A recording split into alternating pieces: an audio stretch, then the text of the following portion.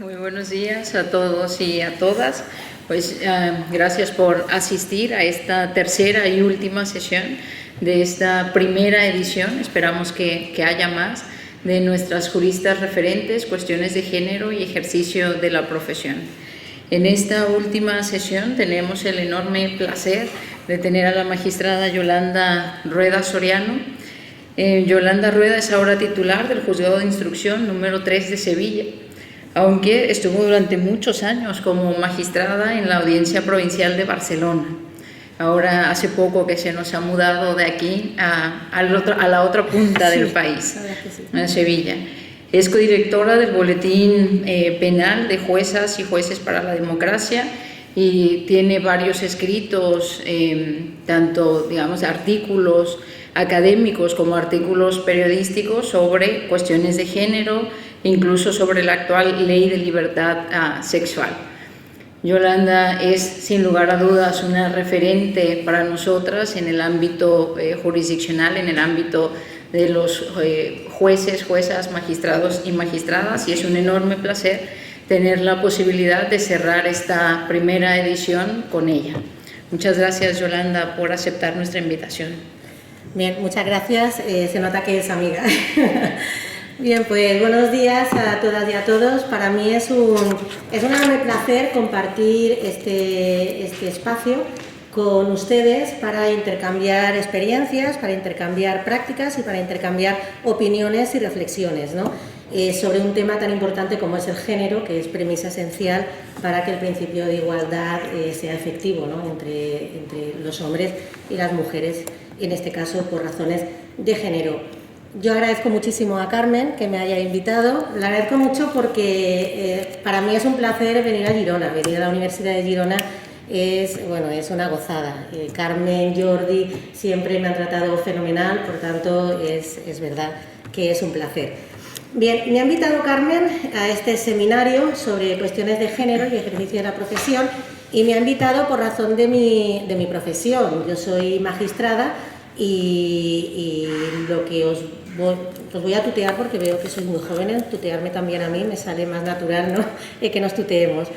Bien, yo lo que os voy a comentar, o lo que voy a exponer es la política criminal, porque estoy destinada en la jurisdicción penal desde que tomé posesión de mi cargo hace ya más de 20 años, ¿no? Por tanto, mis reflexiones o lo que os voy a exponer es una visión de lo que ha sido la política criminal en materia de género en España en los últimos años, es decir, cómo se ha legislado en materia penal teniendo en cuenta el enfoque o teniendo en cuenta la perspectiva de género. Me voy a dedicar en este sentido a la Ley de Violencia de Género del 2004, que es una ley muy importante, y a la última ley que ha mencionado Carmen, que reforma los delitos contra la libertad sexual, porque creo que nos puede dar una idea de cómo es, de las características que tiene la política criminal en este sentido.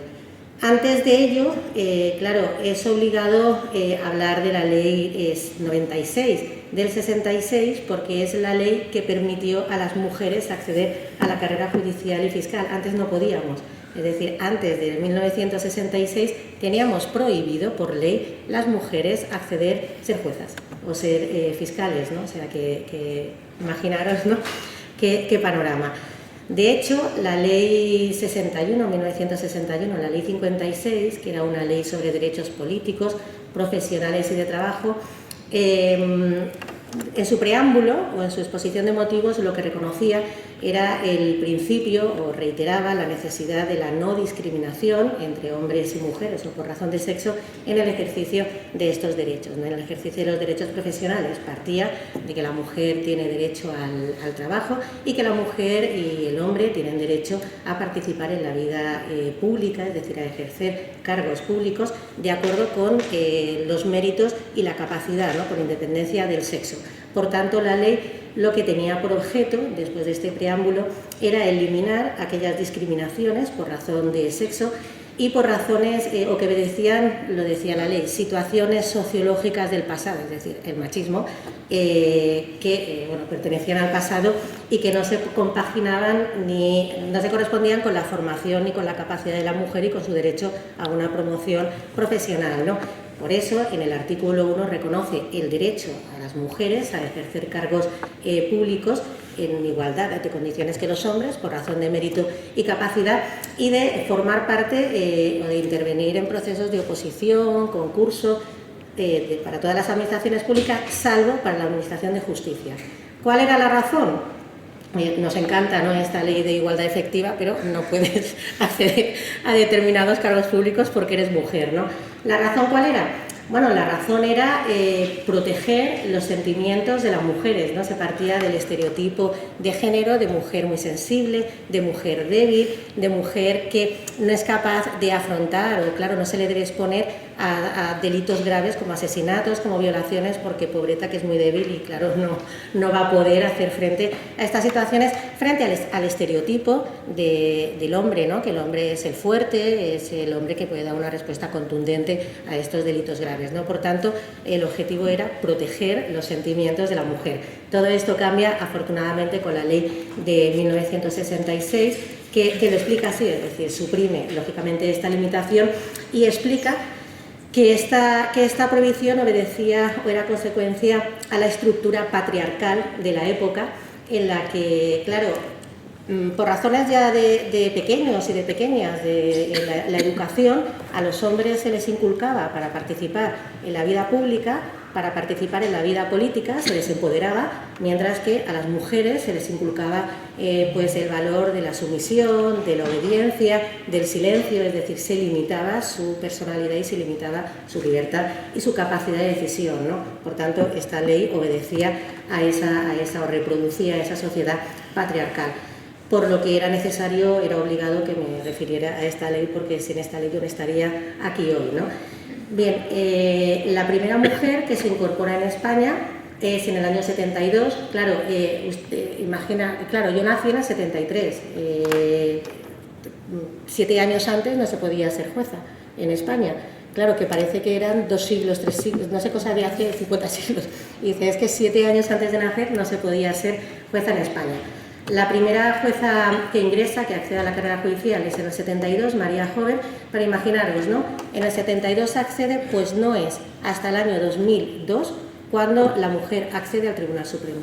Es decir, más de 30 años después han tenido que pasar para que la mujer, desde que ingresa a la carrera judicial, acceda a los cargos del Tribunal Supremo, lo que creo que es muy significativo y que nos dice mucho. ¿Cómo está la estructura demográfica actualmente en la Administración de Justicia? Bueno, pues hay una presencia abrumadora de mujeres, como hay aquí, en este foro, ¿no? Más de la mitad de los jueces y de las juezas españolas son mujeres, el 56%. La carrera judicial está integrada por 5.320 jueces y juezas y 2.918 son mujeres. Hay una presencia abrumadora. Pero es que esta es la tendencia que seguimos, porque la Escuela Judicial actualmente, estamos en la 72 promoción, y la Escuela Judicial, la promoción del 22 del 2023, los datos son los siguientes: 119 mujeres frente a 42 hombres. Por tanto, la tendencia es que, bueno, que el Poder Judicial es el poder que está representado mayoritariamente por mujeres, ¿no? Bien, el impacto o el reflejo de esta presencia mayoritaria de mujeres no se corresponde con los altos cargos de la carrera judicial, es decir, a nivel de magistrados del Tribunal Supremo, a nivel de tribunales superiores de justicia, es decir, los nombramientos discrecionales, que son los altos nombramientos de estos tribunales, pues no hay una paridad, y no hay una presencia mayoritaria de mujeres como debería ser por la participación que hay en la carrera judicial. Vemos que en el Tribunal Supremo 53 magistrados o plazas están ocupadas por magistrados por hombres y solamente 15 por mujeres, ¿no? Y, por ejemplo, en el Tribunal Superior de Justicia el 61% son hombres, ¿no? Por tanto, vemos que esto, significa, o podemos sacar la lectura, que aún está costando romper moldes y que la mujer acceda a estos cargos importantes. También es significativo, y a mí creo que también podemos sacar una lectura importante del hecho de la presencia de la mujer en la carrera judicial. Lo que motivó fue instrumentos para permitir la conciliación, ¿no?, de la vida personal con la vida familiar, ya sea por cuidado de hijos o por cuidado de familiares dependientes, ¿no? Es decir, tanto los jueces como las juezas pueden, cuando tengan hijos o si tienen un familiar dependiente, pueden hacer uso, pueden solicitar los permisos, ya sea reducción de jornada, ya sea excedencias, para atender al cuidado de estos hijos o familiares dependientes. Pues bien, actualmente más del 90% de los jueces y juezas que hacen uso de estos permisos son mujeres. Por tanto, estamos reproduciendo el estereotipo de mujer cuidadora, ¿no? Es decir, la mujer, el rol de la mujer de siempre ha sido los cuidados, ¿no? Y lo estamos reproduciendo en la carrera judicial porque más del 90% son las mujeres las que hacen uso de estos permisos y aparte lo hacen con el instrumento más grave que hay, en el sentido que supone apartarlas del ejercicio activo de la función jurisdiccional, que es la excedencia, es decir, se podían coger reducciones de jornada, pues no, se solicitan excedencias que supone como mínimo un año, de 1 año a 3 años, apartada del ejercicio activo de la función jurisdiccional y supone también la pérdida de sueldo, ¿no? Por tanto, creo que también esto es muy significativo. Se están haciendo avances, pero bueno, aún queda mucho por hacer. Y ello pese a que legislativamente las leyes sí que, motivadas por obligaciones de organismos internacionales que han asumido la conciencia, lógicamente, ¿no?, de la igualdad de género, pues hay leyes que obligan a eso, la ley 2007, o sea, estamos hablando del 2007, la ley para la igualdad efectiva de mujeres y hombres, pues establece una serie de medidas destinadas a corregir en el sector público, normalmente más que nada en el sector público y en el sector privado, las discriminaciones que pueden existir por razón de sexo. Por ejemplo, introducir el principio de igualdad como criterio para interpretar y aplicar las leyes, ¿no? Es decir, la perspectiva de género, las normas se tienen que aplicar y se tienen que interpretar incluyendo, ¿no?, implementando el principio de igualdad. También la implementación de un lenguaje no sexista en las administraciones públicas, ¿no? También el sistema de cupos, el sistema de presencia paritaria de hombres y mujeres en todos los cargos de la vida pública o cargos importantes o cargos de responsabilidad o en las administraciones públicas. Bien, ¿qué es lo que veo? Yo, en mi experiencia personal, bueno, aún estoy viendo en algunos edificios judiciales, en los juzgados, el despacho del juez o la jueza, en la puerta, el letrero pone señor juez y a lo mejor está servido por mujeres y pone señor juez. En los modelos que se utilizan en los sistemas informáticos de los juzgados, a ver, el juzgado tiene un sistema informático para donde están las resoluciones modelos estereotipados que son de mero trámite y que luego el juez o la jueza las firma, ¿no? Es decir, pues se ha recibido la documentación, ya se traslada a partes y ya está, no requiere una decisión de fondo. Pues estos modelos estereotipados están firmados con don, juez o magistrado. Entonces, claro, esta ley es del 2007, ya obliga a implementar un lenguaje no sexista y en el 2022 las mujeres aún estamos invisibilizadas en la carrera judicial, ¿no? Me estoy refiriendo a mi profesión, ¿no? Es decir, porque todo esto nos invisibiliza. Entonces, es muy importante, claro, yo en la oficina menos mal que tengo gente que está también muy sensibilizada, pero claro, ¿no?, el modelo, pon doña o no pongas ni don doña, pon mi nombre, pero no pongas don Yolanda, no puede ser porque es que me invisibiliza como mujer, ¿no? Entonces, bueno, pues eso está pasando y creo que eso lo que sugiere es que cuesta mucho romper estructuras sociales, ¿no? Cuesta mucho porque significa cambiar pautas culturales que están tan integradas y que están tan asumidas que cuesta mucho romperlas. Bien, dicho esto y ya hablando habiendo hablado de la ley que permite el acceso de la mujer a la carrera judicial, me voy a detener ya en las dos leyes que se han hecho a nivel, o teniendo en cuenta la perspectiva de género, y que yo creo que evidencian cuál es la política criminal de este país. La primera ley es la Ley Orgánica 1/2004 de medidas de protección integral contra la violencia de género. A ver, esta ley es muy valiosa y no hay duda, esta ley fue muy valiosa, era necesaria porque visibiliza un problema social que antes era privado, es decir, antes de esta ley los casos de violencia de género, los casos de violencia doméstica se lavaban en casa. Las mujeres iban a denunciar que su marido les había pegado, mire, vayan a casa que los trapos sucios se limpian en casa y este es un asunto que tienen que arreglar ustedes, ¿no? Es decir, era un tema absolutamente privado. esta ley pone el foco en el problema de la violencia sobre las mujeres y como un problema social, es decir, no como un asunto privado, sino como un problema social. Si miráis hemeroteca, bueno, en las televisiones habían hombres que salían jactándose de yo de vez en cuando pego a mi mujer porque cómo se me va a subir a la chepa. O sea, es que eso pasaba. Entonces, esta ley, no hay duda que ha sido muy valiosa, ha sido muy importante porque ha roto todas estas estructuras, ¿no? Era obligada por organismos internacionales que ya asumían la necesidad de garantizar la igualdad de derechos, la Organización de Naciones Unidas, porque bueno, consideraba que la violencia contra las mujeres va en contra del principio de igualdad, va en contra del trato necesario de respeto a la dignidad de la persona.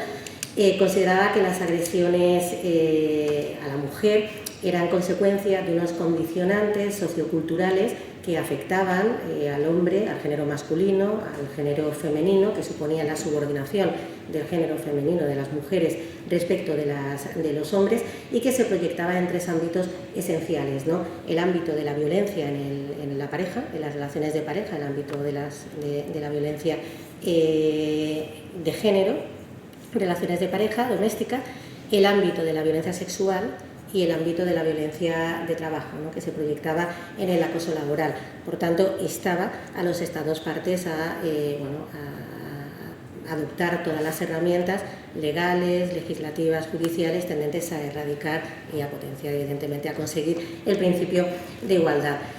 Esta ley es una ley muy valiosa porque tiene un enfoque integral de la violencia de género, de la violencia sobre las mujeres en el ámbito de las relaciones de pareja, integral, con un enfoque multidisciplinar, desde el punto de vista preventivo, con recursos preventivos, educativos, económicos, es decir, que es una ley que trata el tema desde el punto de vista de varios de los ámbitos, ¿no?, en los que se puede producir y los que se tiene que digamos, luchar, ¿no?, para la protección de la mujer.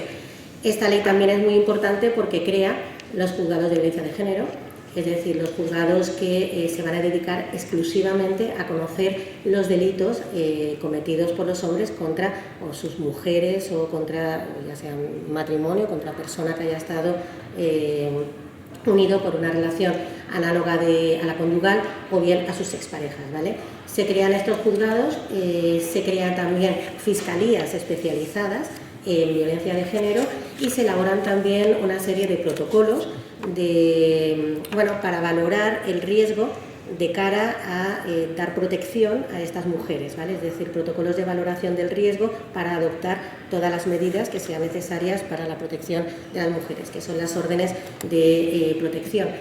Por tanto, es una ley esencialmente muy importante y muy valiosa.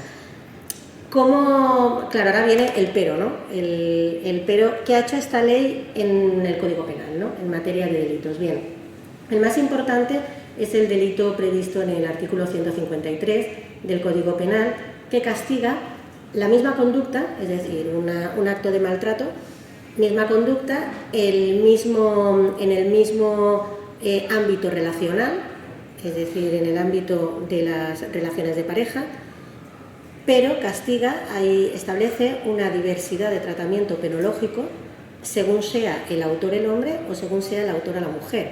Es decir, si el hombre es el que comete la conducta de maltrato hacia su mujer, mujer esposa o mujer pareja o exmujer, la pena son de 6 meses de prisión, luego hay otras alternativas, pero 6 meses de prisión, de 6 a 1 año, y si es la mujer la que comete la misma conducta en este ámbito relacional, es decir, contra su pareja, hombre o expareja, la pena es de 3 meses, es decir, hay una diferencia punitiva, penológica, distinta en función del sexo del sujeto activo. Este artículo, el 153, supuso el planteamiento de una cuestión de inconstitucionalidad.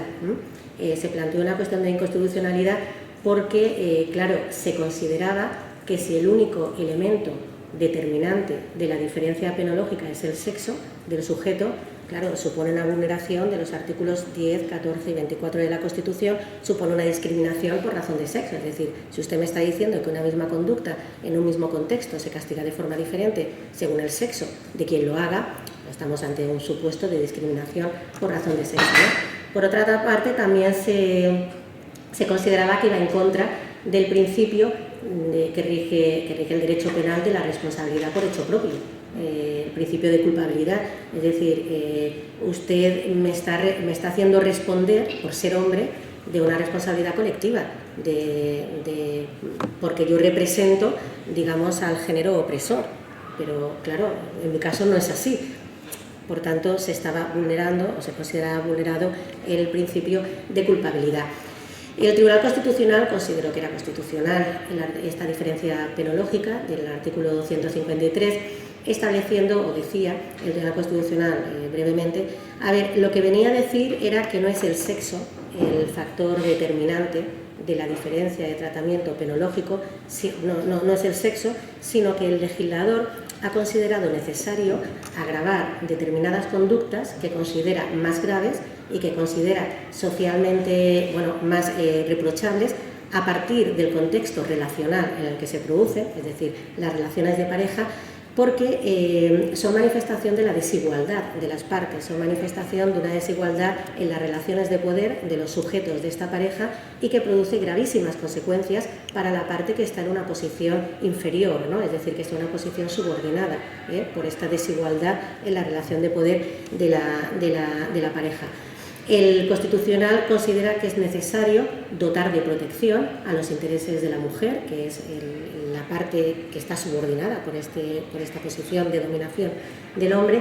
Considera que es necesario proteger sus bienes jurídicos, su vida, su integridad física, su salud, porque están insuficientemente protegidos frente a esta conducta, es decir, que hay un mayor desvalor de estas conductas porque son manifestación de la discriminación, son manifestación de las desigualdades en las relaciones de poder y son manifestación de la dominación del machismo, la dominación del hombre sobre la mujer. Por tanto, el fundamento de la constitucionalidad, el fundamento de esta diferencia punitiva no es el sexo, sino es la necesidad de proteger, la necesidad objetiva de proteger a la parte que está en situación de riesgo en estas relaciones de pareja frente a estas conductas, ¿no? Esta necesidad real la extrae de los datos estadísticos de criminalidad, de violencia de género que están ahí y que, por tanto, justifican esta diferencia de tratamiento penológico. Por otra parte, considera que respecto de la culpabilidad, de la vulneración, que se vulnera el principio de culpabilidad, que no se está haciendo responsable al autor, al acusado, como heredero o como representante del grupo opresor, es decir, no se le hace responsable por los hechos cometidos por otros hombres, sino que hay un mayor desvalor en su conducta porque está reproduciendo pautas culturales de discriminación hacia la mujer con gravísimas consecuencias para ella, es decir, que ponen en peligro la situación de la mujer. Por tanto, esta conducta la está insertando en estas pautas culturales que se perpetúan, ayuda, por tanto, coadyuva a perpetuar estas pautas culturales que ponen en peligro a la mujer.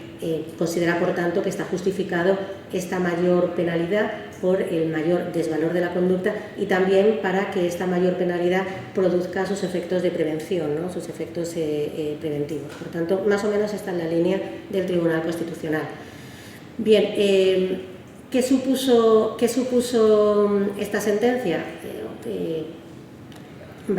Esta sentencia, cuando se aplica el artículo 153, ya tenemos que es constitucional castigar una misma conducta en un mismo ámbito relacional de hombres y mujeres. Bueno, una pregunta que os quiero hacer luego para la reflexión es si consideráis que se pueden incluir medidas de discriminación positiva en derecho penal, es decir, como lo veis, ¿no? que se introduzcan estas medidas de discriminación positiva ya no en un ámbito administrativo, sino en el ámbito penal, ¿no? Por ejemplo, sucede con el 153. Lanzo esta pregunta para que luego podamos debatir al respecto y a ver qué opináis vosotras y vosotros. La consecuencia fue la siguiente. En las audiencias provinciales, en los juzgados, el 153 había una discrepancia en su aplicación, ¿no? Unas audiencias consideraban que se tenía que aplicar de forma automática, es decir, que cualquier acto de maltrato de un hombre a su pareja o expareja ya entraba de lleno en el ámbito de la violencia de género, y otros decían que no, otras audiencias decían que no, que era necesario el contexto de dominación. Era necesario un elemento adicional para que se pudiera castigar como violencia de género y no como una violencia doméstica normal, es decir, de 3 meses a 1 año y no de 6 meses a 1 año. El Tribunal Supremo tuvo una sentencia, ahora, claro, con la reforma del 2015, el recurso de casación tiene una nueva función, la función de unificar doctrina, ¿no? Entonces, bueno, se tuvo en la mano un caso. El caso era el siguiente: el caso es una pareja que sale por la noche, se van de fiesta y tienen una discusión. Yo no sé si era ella, si era él, o el que quería seguir la fiesta y el otro la otra, ¿no? Una discusión, vamos a casa, ¿no? Yo quiero continuar. Y en un momento de la discusión, ella le pega un puñetazo en la cara a él le pega un manotazo, una bofetada a ella con la mano abierta y ella le pega una patada. No denuncia a ninguno, todo viene porque un testigo los ve y ya se activa, se empieza la máquina del proceso penal, que ya es imparable. No denuncia a ninguno. En la audiencia provincial lo que consideraba era que en este caso lo condenó a él y a ella como autores de un delito de violencia doméstica del 153.2. ¿Por qué? Porque consideraba que en este caso era una relación paritaria, no había ningún contexto de dominación ni de subordinación, los dos se habían agredido, eran agresiones leves de menor entidad, ninguno quería denunciar, por tanto no existía la causa que justificara esta diferencia o la mayor penalidad para la conducta de él que respecto de ella. Pues el Tribunal Supremo dijo que no. En el acuerdo, la sentencia es, supongo que os interesará, la 677 del 2018 en pleno del Supremo, y lo que dijo es, bueno, una aplicación automática, una aplicación mecánica del 153.1 en cualquier caso de conducta de maltrato del hombre a la mujer. Es decir, el legislador no introduce, no exige en el tipo ningún elemento adicional, no exige ningún contexto de dominación, ningún elemento específico, ninguna intencionalidad, y por tanto cualquier conducta del hombre de maltrato a la mujer se va a castigar por el primer apartado del 153. Es muy interesante la existencia de votos particulares, hay 4 votos particulares en la sentencia, con los que estoy de acuerdo, porque, bueno, lo que vienen a decir es, estoy de acuerdo porque es que es muy coherente, me parece de sentido común, me parece muy lógico. Si el Tribunal Constitucional consideró constitucional la diferencia de tratamiento punitivo porque la conducta se inmersa en un contexto de dominación, de subordinación, de desigualdad de las relaciones de poder para proteger al miembro más débil, al miembro que estaba más débil porque está subordinado en ese contexto de dominación al hombre. Si ese contexto no se da en el caso concreto, no está justificada la diferencia de tratamiento punitivo. O sea, me parece algo de sentido común, ¿no? Algo lógico. Si en este caso no se acredita esta situación de sumisión, sino que estamos ante una relación de iguales a iguales, pues no está justificada esta diferencia de trato. Claro, el voto particular lo que considera es que va en contra de la presunción de inocencia y que va en contra del principio de culpabilidad, que se presuma la existencia de una circunstancia que no se ha probado en el caso concreto, que no existe porque no se ha probado en el caso concreto, y que esta circunstancia va a justificar un aumento de pena para el hombre, ¿no? Vulnera, por tanto, el principio de culpabilidad. Bueno, yo estoy totalmente de acuerdo con el voto particular. No es mi intención, y por favor que no se me interprete mal, no minimizo para nada, ¿no?, la existencia de violencia de género. Claro que hay violencia de género, y no minimizo las conductas violentas, es decir, una agresión, una conducta de maltrato, evidentemente es una conducta violenta, pero considero que hay que contextualizar, y si una pareja tiene una discusión, en el curso de la discusión se empujan, creo que eso no es violencia de género. Si es un acto episódico, si es un acto puntual, si es un acto que nunca ha pasado, y si es un acto que se enmarca en una relación de pareja de igual a igual. Creo que eso no es violencia de género, y por tanto creo que esta política criminal que se ha realizado en la aplicación del 153, que es reflejo de la política criminal en materia de género, creo que obedece a un derecho penal de expansión, ¿no?, expansionista, porque todo es violencia de género. ¿Cuál es el problema? Que si todo es violencia de género, nada es violencia de género. Nada es violencia de género, porque si todo es violencia de género, no vamos a ser capaces de identificar los supuestos reales de violencia de género que hay que combatir. Es decir, los supuestos reales de violencia de género se van a ir diluyendo en el cajón de que todo es violencia de género. Lo explica muy bien Elena Larrauri, que es una criminóloga estupenda y tiene mucho, la verdad es que es muy rigurosa, ¿no? Ha escrito mucho sobre el género y estoy totalmente de acuerdo con ella. Claro, lo que viene a decir es que el fenómeno de la violencia contra la mujer y del seno de las relaciones de pareja es un fenómeno muy complicado, es decir, es un fenómeno muy complejo en el que pueden influir varios factores, ¿no? Varios factores de vulnerabilidad. Pues, por ejemplo, factores de riesgo puede ser la pobreza, puede ser la exclusión social, puede ser la minoría étnica, es decir, que incluyen muchos factores de vulnerabilidad en la aparición de la violencia de género. Si reducimos únicamente a la desigualdad estructural del género, es decir, si lo reducimos todo al género, estamos impidiendo individualizar otros factores de riesgo y estamos impidiendo hacer políticas sociales, políticas económicas, políticas redistributivas en esos factores de riesgo. Nos va a impedir trabajar esos factores de riesgo y proteger a las mujeres. Es decir, cuando dicen todas las mujeres podemos ser víctimas de violencia de género.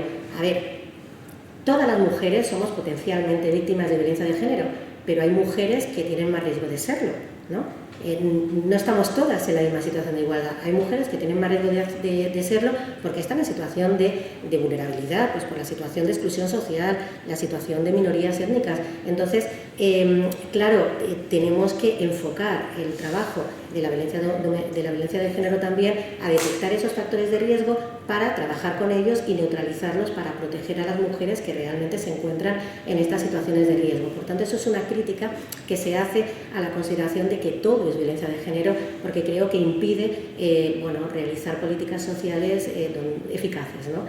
en este sentido. ¿Qué consecuencias tiene también esta política criminal? Es decir, que todo sea violencia de género. Bien, el artículo 57 del Código Penal obliga, en los casos de condenas por violencia de género, a un alejamiento. Es decir, el autor tiene prohibido acercarse a su mujer y se le suspende el régimen de visitas. Es decir, si hay un régimen de visitas de sus hijos, se le suspende. Claro, esto es obligado. No es una pena que el juez o la jueza puedan individualizar el caso y decir, bueno, es conveniente o no. Es obligado. Claro, se planteó una cuestión de prejudicialidad ante el Tribunal Europeo de Justicia, porque lo que se planteaba era si era conforme al derecho al derecho europeo la obligación de imponer una pena de alejamiento cuando la mujer quería reanudar la convivencia. Por ejemplo, pongamos el caso que hemos dicho antes, ¿no? Una pareja que discute, se empujan, o la pareja de antes del Supremo, ¿no? Que se empujan, es un acto episódico, es puntual, y por ese hecho, como se le ha condenado por violencia de género, porque se considera que es violencia de género de forma automática, tiene que abandonar el domicilio y no puede ver a sus hijos, ¿no? O sea, si hay un régimen de visitas o lo que sea, se le suspende el régimen de visitas. Claro, me parece tremendo, ¿no? O sea, me parece tremendo. En algunas ocasiones será necesario, pero en otras no será necesario, cuando la mujer quiere reanudar la convivencia.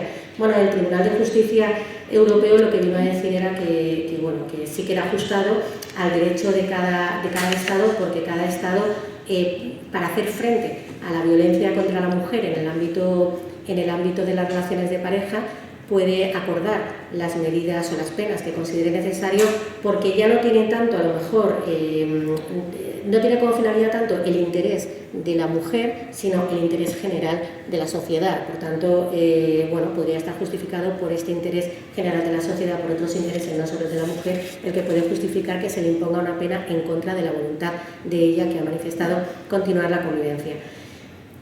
Vamos más lejos. La Ley de Igualdad de este año, del 2022 de julio, la Ley de Igualdad establece, modifica el artículo 98 del Código Civil y establece como regla general ya no penas, porque penas, al menos hay se ha declarado la culpabilidad, no ha habido una prueba de cargo y se ha declarado la culpabilidad. Otra cosa es que todo es violencia de género, pero se ha declarado así. En el Código Civil se permite, cuando haya indicios de que se ha cometido un delito de violencia de género, suspender el régimen de visitas de los hijos, ¿no? Claro, esto para mí es un problema, ¿no? O sea, no lo veo claro, porque el proceso penal funciona de la siguiente forma. Cuando alguien denuncia algo, cuando alguien denuncia que ha sido sujeto de un delito, o cuando la noticia criminis llega al conocimiento del juez o de la jueza, se abre un proceso penal y se abre para practicar diligencias de investigación para ver qué ha pasado, ¿no? Para esclarecer los hechos. No se puede investigar a espaldas de la persona investigada, obviamente, por derecho de defensa. Por tanto, desde el momento en que se abre el proceso penal, tienes que comunicar a la persona investigada que le vas a investigar, porque vas a investigar qué es lo que ha pasado, para que se pueda defender, para que pueda pedir también que se practiquen diligencias. Claro, si en este momento tan inicial, tan prematuro, que solo tenemos una denuncia y abre el proceso penal, ya le puedes quitar el derecho de visitas, claro, me parecen las consecuencias atroces, me parece absolutamente desproporcionado cuando lo que se está investigando es un delito de violencia de género que, como he dicho, todo es violencia de género, es decir, que a lo mejor estamos investigando un simple empujón esporádico y puntual. Entonces, bueno, se planteó también una cuestión de inconstitucionalidad de este precepto. Salió la sentencia hace poco, sentencia 106 del 2022 del Constitucional. Me interesan mucho los votos particulares de la sentencia, son concurrentes, es decir, que todo el Pleno del Constitucional considerará constitucional esta medida, ¿no? La medida del artículo 94. A ver, los votos particulares tienen razón en el sentido del argumento final. Es decir, claro, tanto el Convenio de Estambul como el Pacto de Estado de Violencia de Género obligan a los Estados a adoptar todas las medidas que sean necesarias para evitar que el derecho de visitas o un derecho de custodia pueda dañar a los niños, ¿no? O sea, eso está clarísimo. Si hay un peligro para los niños, hombre, pues prevalece su derecho a la vida, su derecho a la integridad, antes que el derecho a preservar las relaciones familiares. Aquí en este caso había, digamos, dos derechos en conflicto, ¿no? El derecho del niño a mantener relaciones familiares y el derecho al libre desarrollo de la personalidad, ¿no? A evitar que tenga daños por el impacto que puede ser el presenciar conductas de violencia de género o de violencia doméstica, ¿no? Y también, evidentemente, se intenta proteger a la mujer frente a conductas a la violencia vicaria, ¿no? Lo que se dice la violencia vicaria. Por tanto, claro, en el fondo estoy de acuerdo, en el fondo me parece muy bien, pero no estoy de acuerdo en el contexto en el que se está aplicando, que ya he dicho que es totalmente expansivo. Por tanto, se va a aplicar en un contexto en el que van a confluir situaciones a lo mejor que sí que se lo merecen con situaciones que no tienen nada que ver, ¿no? Por tanto, todo lo que sea expansionista y todo lo que sea generalizar, pues no, la verdad es que en derecho penal no estoy muy de acuerdo. Por ejemplo, los datos estadísticos publicados por el Observatorio de Violencia de Género del año pasado, del 2021, consideran que más de la mitad de los casos o de los delitos ingresados por violencia de género son por el artículo 153. Es decir, que el artículo 153 ya hemos visto que abarca todo. No es por el 173, que es el maltrato habitual o supuestos de violencia habitual, sino por un 153. Por tanto, me parece que eso, en el contexto en el que nos movemos, pues no estoy muy de acuerdo con esta medida. Bien, paso ya a la ley de garantía, la Ley Orgánica 10/2022, que entró en vigor hace nada, en octubre, sobre garantía integral de la libertad sexual. Bueno, no voy a entrar de lleno en la ley porque todos lo sabemos, sino en lo que supone de política criminal, ¿no? en España, ¿no? Bueno, esta ley, a ver, yo fui una de las que planteaba objeciones a la ley, ¿no? Algunas objeciones. Era necesaria en algunos temas, por ejemplo, la sumisión química. Si el autor droga a la mujer para abusar de ella, creo que eso es una situación de violencia, por tanto tendría que ser agresión y no abuso, ¿no? O sea, que era necesario remodelar, era necesario reformar algunas figuras del Código Penal que teníamos. Pero creo que la ley no era cierto lo que decía, es decir, la ley parte, o el foco principal, de hecho, se ha vendido como el consentimiento tiene que pivotar toda la legislación. Antes ya lo era, es decir, antes la regulación de los delitos contra la libertad sexual ya pivotaba en torno al consentimiento y a la falta de consentimiento, es decir, era esencial. No es verdad que la ley fuera necesaria, no, eso no es verdad porque ya pivotaba. Lo que teníamos antes se partía del consentimiento, pero se diferenciaban conductas que era lógico, porque no todas las conductas es lo mismo, se diferenciaba en función del tipo de conducta, de las modalidades comisivas y de la diferencia de ataque o de la intensidad del ataque al bien jurídico protegido que la libertad sexual. Es decir, no es lo mismo que te toquen un pecho en el autobús a que te violen a punta de navaja. Por tanto, el Código Penal hacía estas distinciones en función de la conducta y en función de la gravedad de la misma, ¿no? Y cada una tenía sus penalidades. Claro, la ley lo que hace es todo es lo mismo. Es decir, todo es agresión sexual. por exigencias del Convenio de Estambul, que también es mentira. Es decir, el Convenio de Estambul tampoco... El Convenio de Estambul lo que exige es que en los códigos penales los Estados partes criminalicen estas conductas, ya estaban penadas, por tanto ya estaba penado, no era necesario que fuera toda agresión sexual, no, eso no era verdad.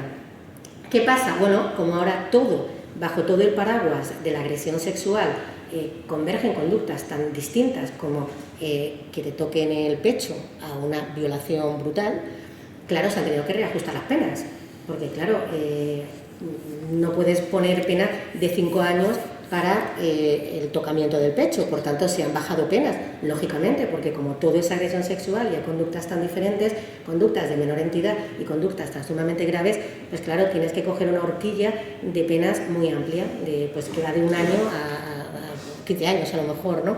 Entonces, claro, has tenido que bajar penas. ¿Esto qué supone? Que tienes que revisar las penas, o sea, tienes que revisar las penas de los que ya han sido condenados por estos hechos, bueno, por exigencia normal del principio de retroactividad de la ley penal más favorable. Eso es por imperativo legal, es decir, eso es así y no hay más, ¿no? No, por mucho que nos liemos con la revisión, es que es esto, o sea, no hay más, ¿no? Claro, la política criminal que se sigue en este ámbito de género, yo creo que las pone muy bien las reacciones que han tenido pues, ministras del gobierno y el propio gobierno, ¿no?, a estas revisiones de pena que han supuesto bajar las penas para adaptarlas a la nueva horquilla penológica. Claro, la reacción que es que los jueces y las juezas son machistas, es que no hay perspectiva de género, es que falta formación en perspectiva de género. Claro, no es así, o sea, es un imperativo legal, o sea, no tiene nada que ver con eso, pero esa reacción, en el fondo, lo que está sugiriendo es que lo que de verdad se quiere son penas más duras para los delitos contra la libertad sexual.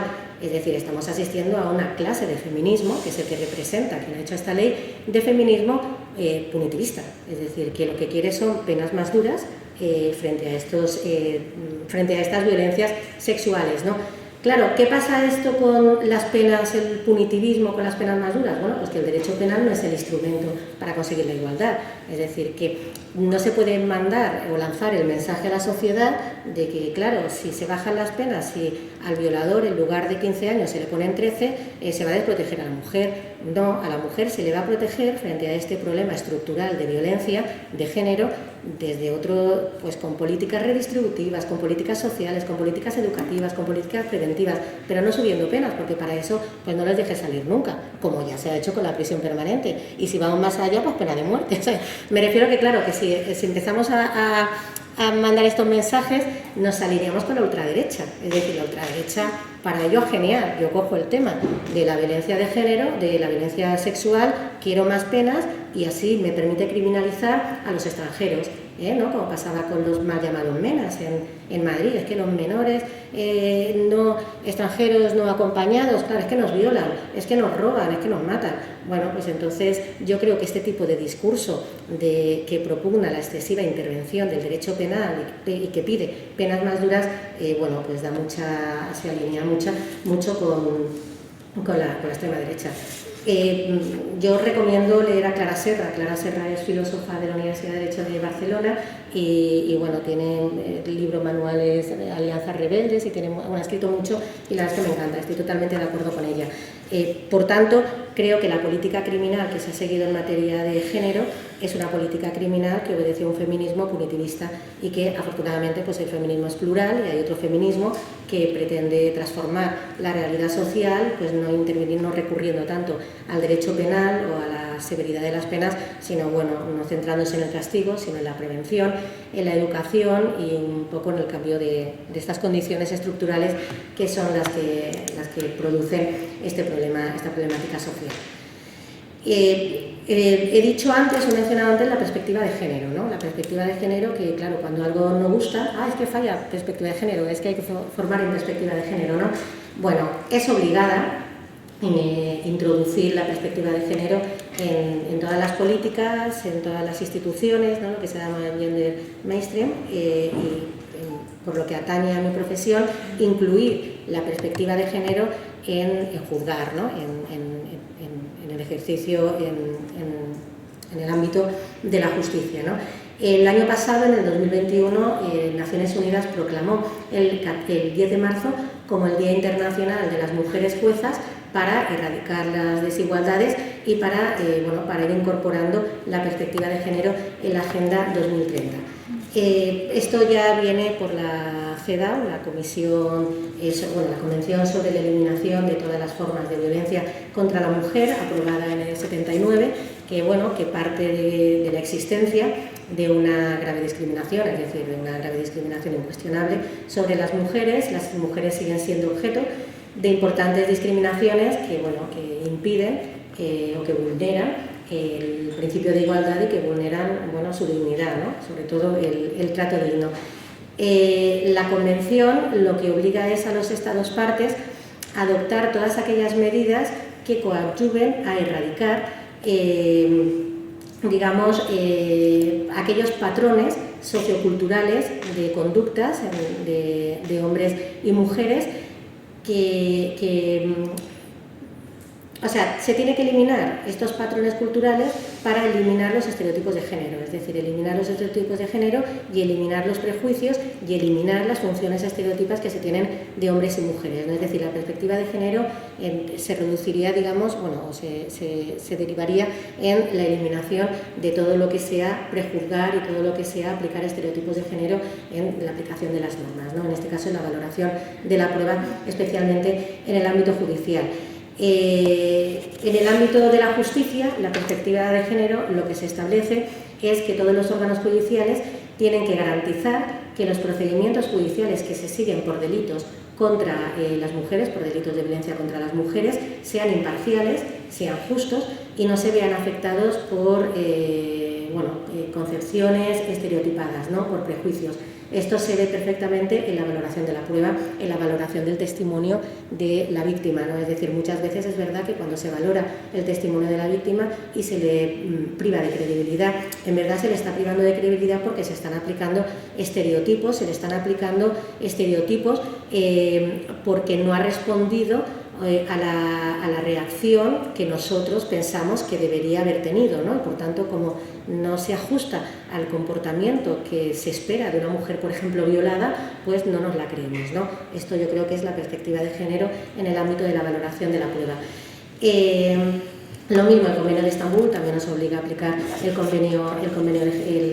la perspectiva de género.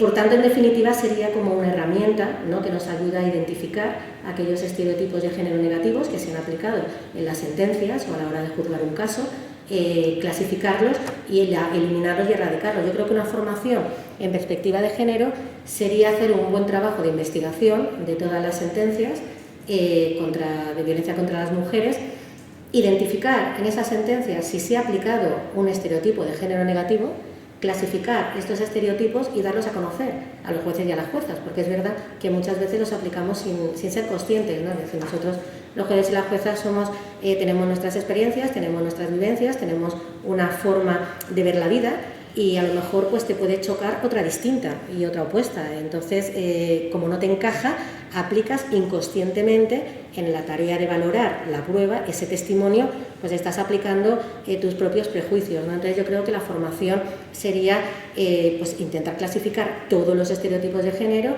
y darlos a conocer para que podamos identificarlos a la hora de juzgar, a la hora de valorar prueba.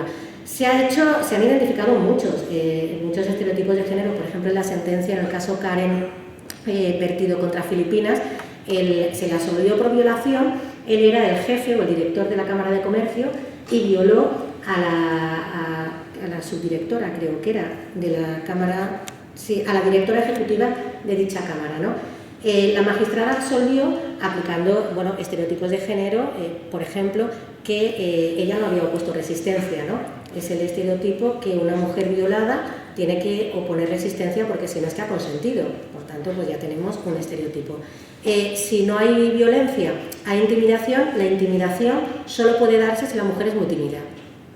Si no, se tiene que resistir, otro estereotipo de género. Otro estereotipo de género, si tú conoces a una persona,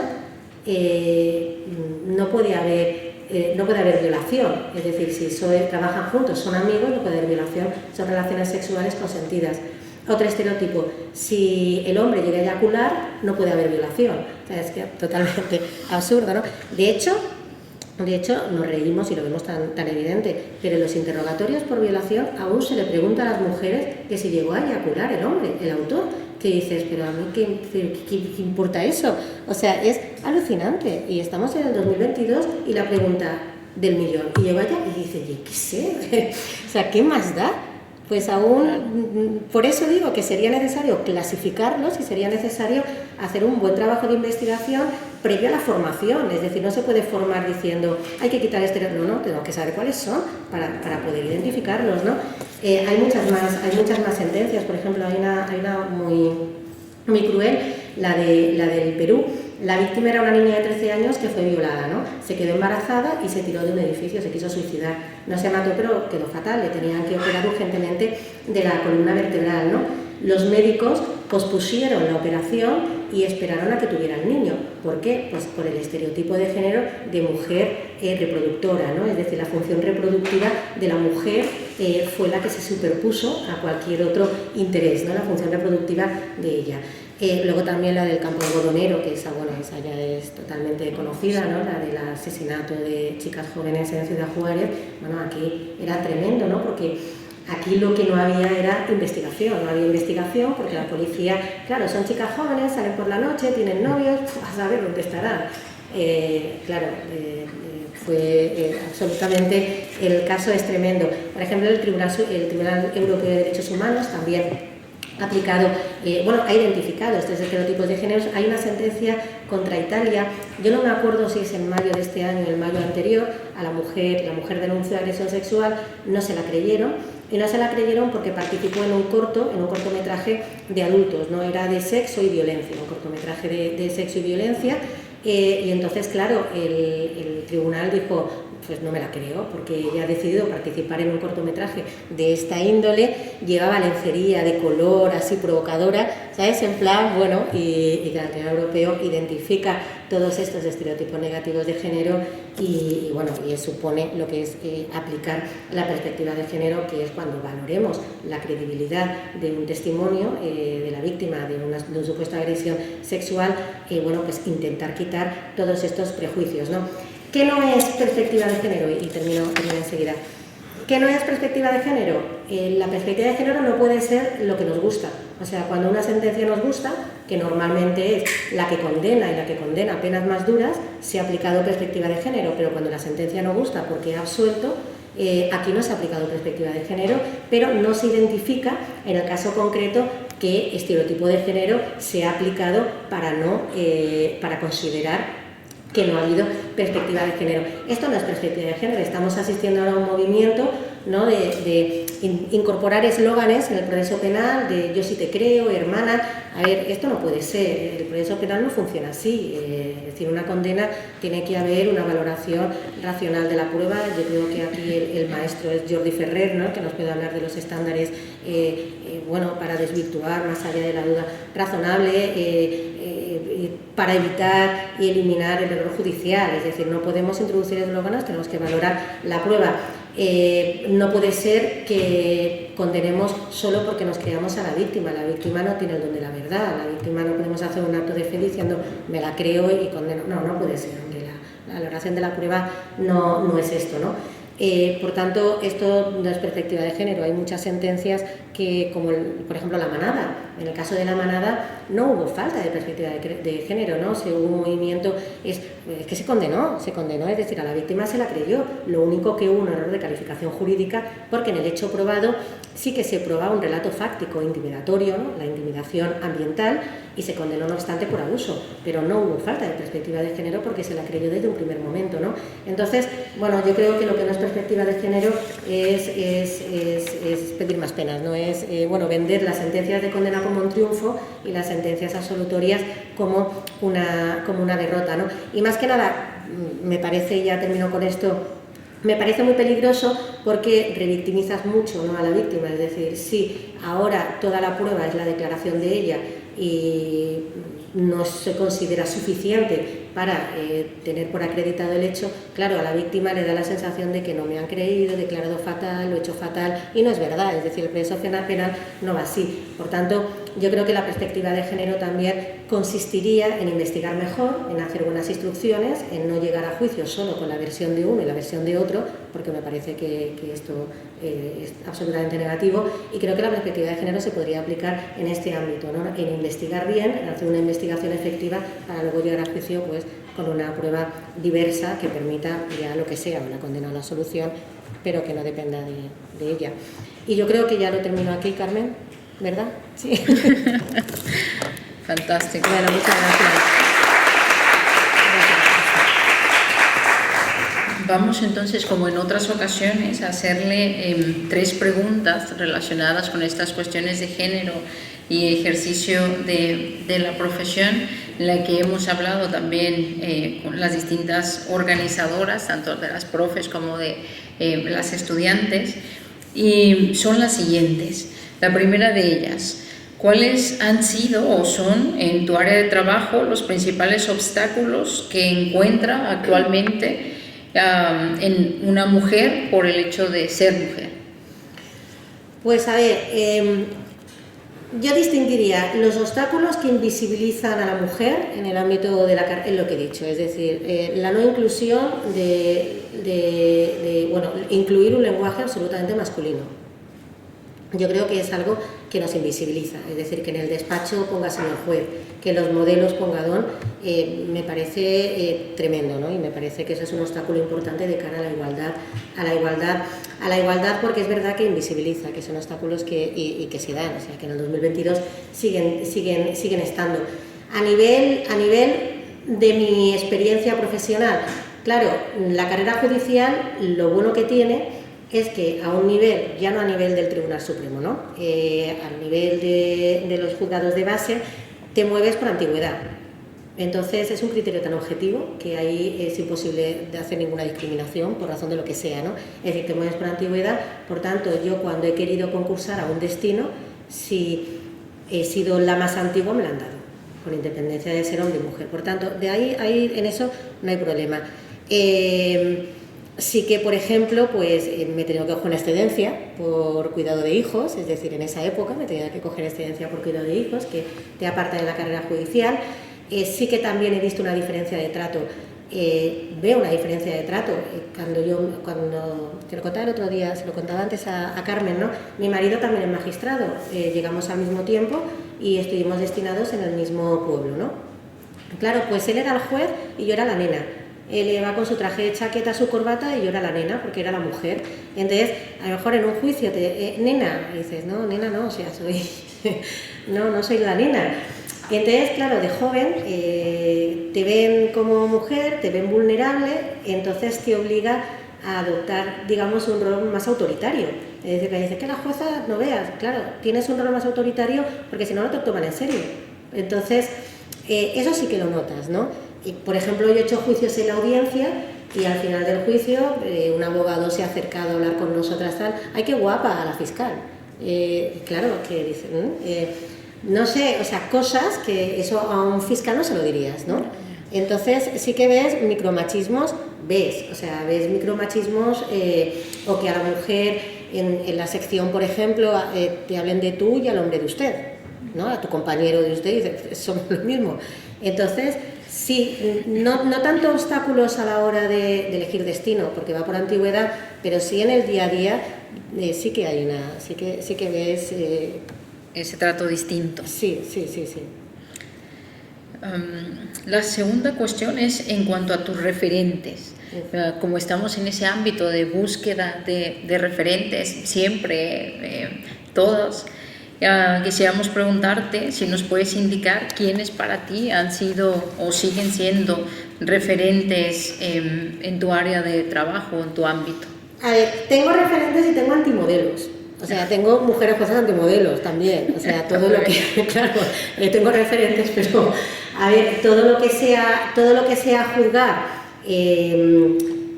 con la perspectiva de derechos humanos son mis referentes. Es decir, todas las mujeres que juzgan con imparcialidad, ¿no? Que juzgan con esa mira de derechos humanos son mis referentes. Tengo antimodelos, los antimodelos, pues aquellas juezas y también aquellos jueces que son parciales, ¿no? Que ya ven el caso con prejuicios, que por ejemplo ven a la persona acusada y dicen, si está aquí sentado será por algo. o que, por ejemplo, el acusado se acoja a su derecho a no declarar, que si calla, ya sabemos. Ya. Y eso te condiciona a la hora de la decisión, ¿no? O la víctima, por ejemplo, de una agresión, porque va a mentir. O sea, yo claro que me la creo, porque va a mentir, ¿no? Entonces, todo lo que se separe del juicio justo, del juicio equitativo, de la presunción de inocencia, pues son mis antimodelos, y todo lo que los siga son mis referentes, ¿no? Referentes, bueno, tengo muchas, por ejemplo, Elena Larrauri es una referente, ¿no? Clara Sierra, pues aquellas filósofas, aquellas juristas que han tratado el tema de género desde un punto de vista, yo creo que serio, ¿no? Yo creo que un punto de vista serio y respetuoso con las garantías, es decir, no puede ser el machismo falta de garantías, ¿no? O sea, no se puede identificar así. Entonces, todas son muy referentes. Juezas, por ejemplo, bueno, a ver, yo supongo que actualmente es muy fácil subirse a la cresta de la ola, ¿no? Porque está de moda. Entonces, todo lo que está de moda, pues es fácil, ¿no? Mis referentes son las mujeres juezas que lucharon por incorporarse a la carrera judicial, la jueza, por ejemplo, Gisburg, ¿no? Mujeres que estuvieron desempeñando su trabajo en un mundo muy hostil, en un mundo machista absolutamente. Gisburg, por ejemplo, estuvo en Harvard, eran 500 personas en la promoción y creo que 20 mujeres solo, ¿no? En el despacho era la secretaria. Me refiero que esas mujeres son mis referentes, porque gracias a esas mujeres pues se ha ido cambiando la realidad social, ¿no? Y esas mujeres son las que hacen la ola, no subirse a la cresta de la ola, sino las que hacen la ola. Yo creo que las admiro mucho por su valentía, ¿no? Por su valentía y porque era muy difícil, ¿no? Hacer lo que han construido ellas. Y también, por último, mi referente último es mi madre. Es decir, obviamente, aunque no sea jurista, ¿no? Pero claro, como la educación es tan importante, eso de una madre que de pequeña te dice, tú tienes que ser independiente y no tienes que aguantar a nadie, y tienes que tener tu trabajo y tu dinero y puedes hacer lo que te dé la gana y puedes conseguir lo que tú quieras, ¿no? Eso de que va en contra del síndrome de la impostora y tal, o sea, tú puedes llegar a lo que quieras. Entonces, para mí eso es lo más importante, porque creo que a nivel educativo es esencial, ¿no? Para que eduquemos a la sociedad en valores de igualdad. Claro, el primer paso es la educación de la familia, desde pequeñas, que te vayan diciendo que no tienes ningún techo y que puedes hacer lo que te dé la gana y que no tienes que depender de nadie, ¿no? Por tanto, mi madre, sí. Fantástico. Y la tercera y última, ¿crees que vale la pena tener espacios exclusivos para mujeres o condiciones especiales para ellas? Cuotas, cupos, por ejemplo, en el acceso a la judicatura o algunos espacios del Poder Judicial. Pues la verdad es que no lo tengo claro. A ver, no lo tengo claro. Creo que es necesario, en algunos sectores sí que es necesario el cupo para garantizar la paridad, porque si no, por inercia, serían hombres, ¿no? Como en el Supremo, ¿no? Por inercia llegarían solo hombres, ¿no? Entonces sí que sería necesario. A mí lo de los cupos, y a ver, no sé si estoy aplicando un estereotipo de género negativo, a veces tengo la imagen de mujer florero, ¿sabes? En esto de los cupos, ¿no? Porque es decir, que sea mujer, me da igual cómo sea, me da igual que no tenga ni idea, pero que sea mujer, ¿no? Entonces, claro, la parte negativa de los cupos sería esa. En mi profesión, en materia de Supremo, claro, el problema son los nombramientos, es decir, el sistema de nombramientos de la carrera judicial es muy nefasto. Hay magistrados y magistradas en el Supremo muy buenos, pero hay muy malos, es decir, muy mediocres. Entonces, como no se sigue el sistema de nombramientos de capacidad y de méritos, si realmente se siguiera por méritos y por capacidad, bueno, la participación de la mujer sería superior, sin duda, sería superior, pero no se sigue. Por tanto, yo creo que sería necesario cambiar el sistema de nombramientos, porque habría mujer y no sería necesario recurrir a cupos. Y por otra parte, el sistema de nombramientos, aparte de que bueno, yo creo que va fatal. Ahora se me ha olvidado lo que iba a decir de los cupos. Bueno, sí que ahí iba a decir algo, pero se me ha olvidado.